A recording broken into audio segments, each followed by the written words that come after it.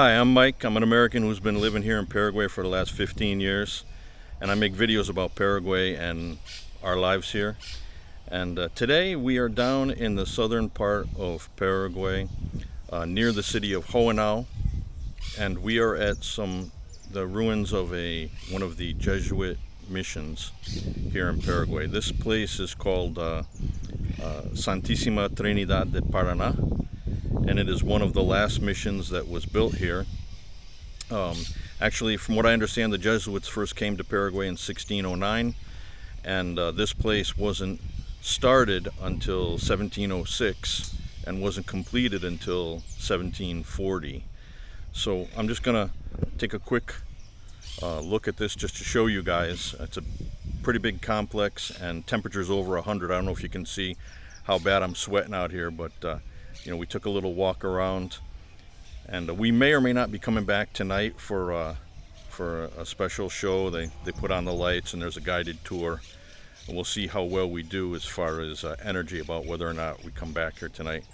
But just to show you, this place has been a UNESCO site since 1993.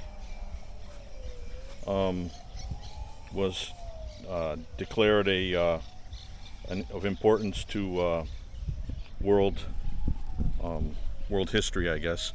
So I don't want to film people. I'm walking in front, they're walking this way, and don't want to have any hassle. But if you take a look here, this is basically the outside of the ruins, and this was all Indian housing for local indigenous peoples. Don't want to say Indian, it's not politically correct anymore. Indigenous people lived here, and from what the security guard told me, there were approximately 4,000 indigenous people that were working for the mission. All of this is indigenous housing, and looks far away on the camera. I don't know, maybe I have the settings off or whatever. But this is all indigenous housing, and basically what they were doing is they were doing metal work for the King of Spain, basically working with copper and silver. And I'm unclear where it was mined from, but they were doing the metal work here, and they were being paid in food, basically. And here is the main church. We'll take a walk up to there. But basically what happened was, and what I was told from the guard here, was that the economic relationship with the indigenous people went on for some time, but there was also an exchange of skills and education. So the locals taught the Jesuits and their people, you know, tips and tricks for living here in Paraguay, and the Jesuits proceeded to educate a portion of the indigenous peoples in mathematics, religion, of course, and other things, including agriculture. And so what happened eventually is that, and this is the church, and from what the guard said, there used to be two statues in front, one of St. Peter and one of St. Paul. And he basically mentioned, oh yeah, here we are. So you can see all the statues of the saints have been beheaded. And that was because after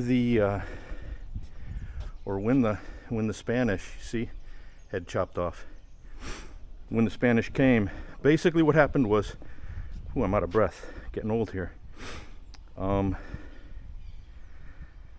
The economic relationship deteriorated with the indigenous people because after a while they learned how to plant a lot of their own food, and they didn't need to be working and, you know, having this trade with Spain, during doing their metal work and everything.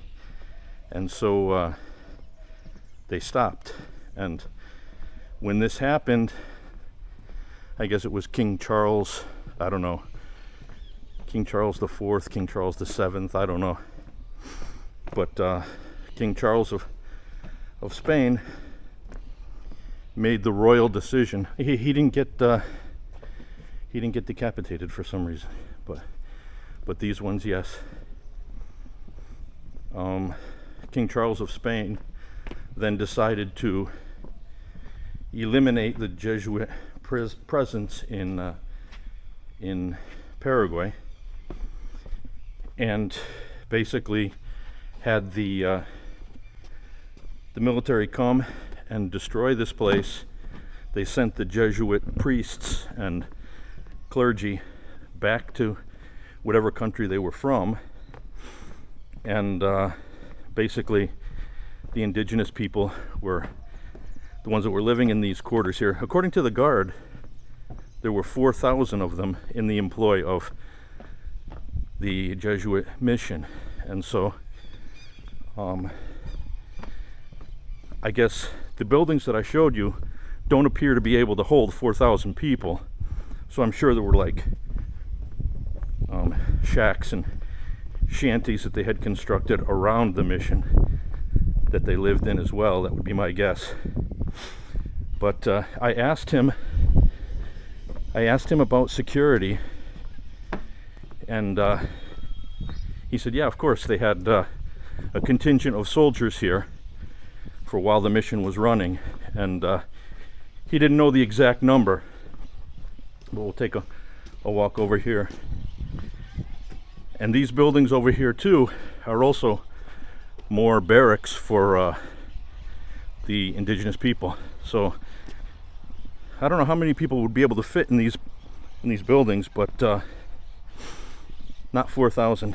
But over there you can see a tower rising up, and that is the I don't know what you would call it. It's not a castle, it's too little.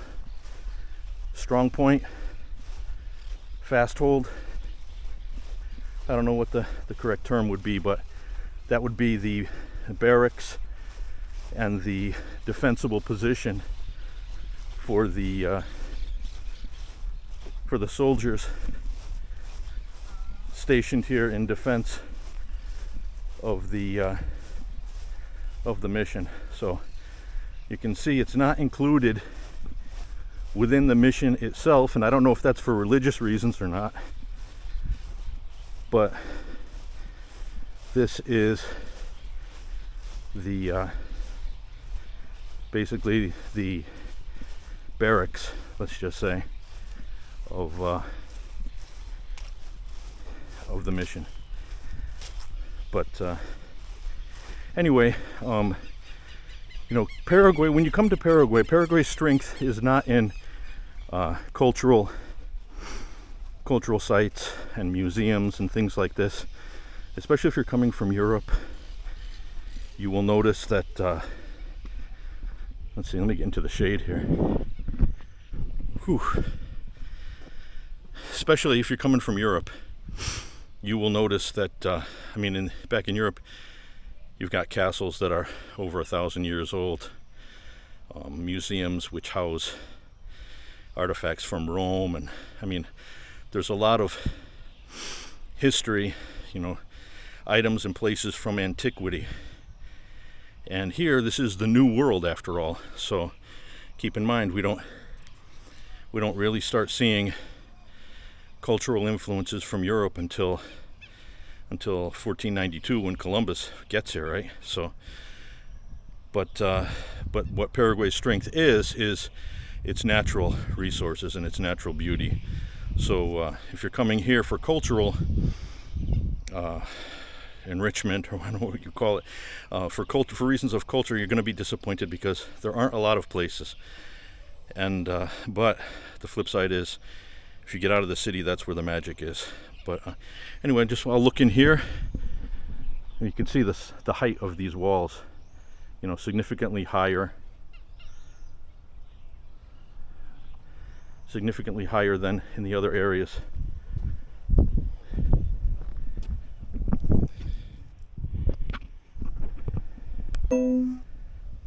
Okay, had some camera trouble there for a second, but as I was saying, look at the size of these walls, and they're shored up, you know, make this a more defensible position as opposed to the mission itself. So anyway, but it's a shame that this was all destroyed. But you know, this is the anger of a monarch when he ceases to get his riches sent to him. He came and got payback, and I guess, hey, what's this little bird? Okay, buddy.